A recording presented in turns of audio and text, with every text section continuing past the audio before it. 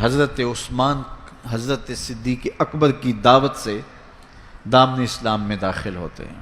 ان کے چچا نے انہیں کچی کھال میں لپیٹ کر کے دھونیاں دیں کہ اسلام سے منحرف ہو جاؤ، لیکن حضرت عثمان بن عفان ڈٹے رہے اور استقامت کے ساتھ اسلام پر گامزن رہے، اور اللہ نے ان کو پھر جو شانیں دیں، حضرت آدم علیہ السلام سے لے کر حضور علیہ السلام کے دور تک کبھی ایسا نہیں ہوا کہ کسی کے نکاح میں کسی نبی کی دو صاحبزادیاں آئی۔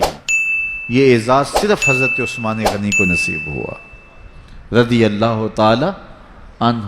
حضور کی دو شہزادیاں حضرت عثمان غنی کے نکاح میں آئیں، یکے بعد دیگرے، تو اس وجہ سے انہیں ذوالنورین، دو نوروں والا کہا جاتا ہے۔ اللہ تعالیٰ نے حضرت عثمان غنی کے مال سے اس امت کو بہت تقویت عطا کی۔ تحریک اسلام کے لیے جن لوگوں نے مالی وسائل پیش کیے، ان میں نمایاں نام حضرت سیدنا عثمان غنی رضی اللہ تعالی عنہ کا ہے۔ آقا کریم علیہ السلام کے کہنے پہ انہوں نے جتنی ضرورت پڑی اتنا مال پیش کر دیا۔ غزوہ تبوک کا موقع آیا تو حضور نے تحریس دلائی، تو انہوں نے کہا حضور میں 300 اونٹ پیش کرتا ہوں ما ساز و سامان کے، تو حضور نے پھر تحریس دلائی تو پھر کھڑے ہو گئے، پھر تحریس دلائی تو پھر کھڑے ہو گئے، اور جو حضور کہتے رہے وہ پیش کرتے رہے۔ بیر روما کی کہانی آئی، جب مدینہ المنورہ میں ہجرت کر کے آئے تو مسلمانوں کے لیے کوئی میٹھا پانی دستیاب نہیں تھا۔ قریب ترین باغ بیر روما تھا، ایک یہودی کی ملکیت تھا، وہ مہنگے داموں دیتا اور مسلمانوں کی مجبوری سے اور زیادہ فائدہ حاصل کرتا۔ غریب مسلمان تھے، گھر بار چھوڑ کے گئے تھے، پانی بھی مول کا خریدیں اور وہ بھی مہنگے داموں، پھر یہودی کے نخرے اس پہ الگ۔ حضور نے فرمایا کوئی ہے جو مسلمانوں کے لیے پانی کا انتظام کرے؟ عثمان رضی اللہ تعالیٰ عنہ نے عرض کی حضور یہ ذمہ داری میری ٹھہری۔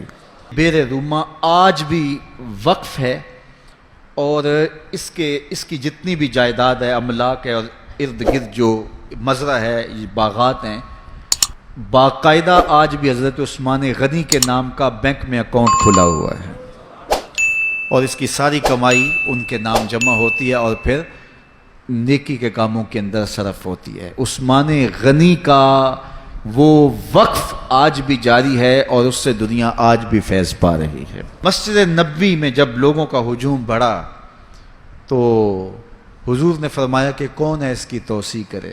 حضرت عثمان غنی نے کہا حضور یہ ذمہ داری میں اپنے ذمہ لیتا ہوں۔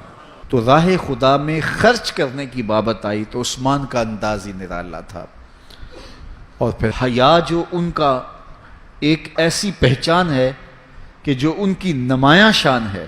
حضرت عثمان غنی رضی اللہ تعالیٰ عنہ کا جب آخری وقت آیا تو آپ جانتے ان کا پانی بند کر دیا گیا تھا، مدینے پر بلوائیوں نے قبضہ کر لیا، اور 40 دن تک حضرت عثمان غنی پر پانی بند رہا، گھر میں محصور ہو گئے۔ 40ویں دن جس دن شہادت ہوتی ہے اس دن آپ نے سر انور باہر نکالا اور لوگوں سے کہا کہ لوگوں، جس وقت مسجد نبوی کی جگہ تنگ ہو گئی تھی اور رسول کریم نے کہا کوئی ہے جو مسجد نبوی کی توسیع کرے، تو کس نے توسیع کی تھی؟ تو کچھ لوگ موجود تھے، انہوں نے کہا کہ آپ نے کہا آج مجھے اس مسجد میں 2 نفل پڑھنے کی اجازت بھی نہیں ہے۔ پھر اس کے بعد آپ نے فرمایا لوگوں، جب مدینے والوں کو پانی نہیں مل رہا تھا اور مہاجرین کو یہودی مہنگے داموں پانی دے رہے تھے، تو کون تھا جس نے بیر روما خریدا اور وقف کیا رب کے نام پہ؟ تو لوگوں نے کہا عثمان آپ نے، تو کہا آج مجھے 2 گھونٹ اس کنویں سے دستیاب نہیں۔ اور پھر آپ نیچے آ گئے اور قرآن مجید کی تلاوت کرنے لگے، اور جب حضرت عثمان غنی کو شہید کیا گیا 40 دن پیاسا رکھنے کے بعد، تو اس وقت آپ قرآن مجید کی تلاوت کر رہے تھے اور آپ کا خون قرآن مجید کی اس آیت پہ گرا فَسَيَكْفِيكَهُمُ اللَّهُ، اور حضرت عثمان غنی شہید ہو گئے، امام مظلوم ظلمن آپ شہید کیے گئے۔ کل قیامت کے دن عثمان غنی تلاوت کرتے اٹھائے جائیں گے۔ اللہ تعالی حضرت عثمان غنی کی روح کی برکتیں ہمارے من میں اتار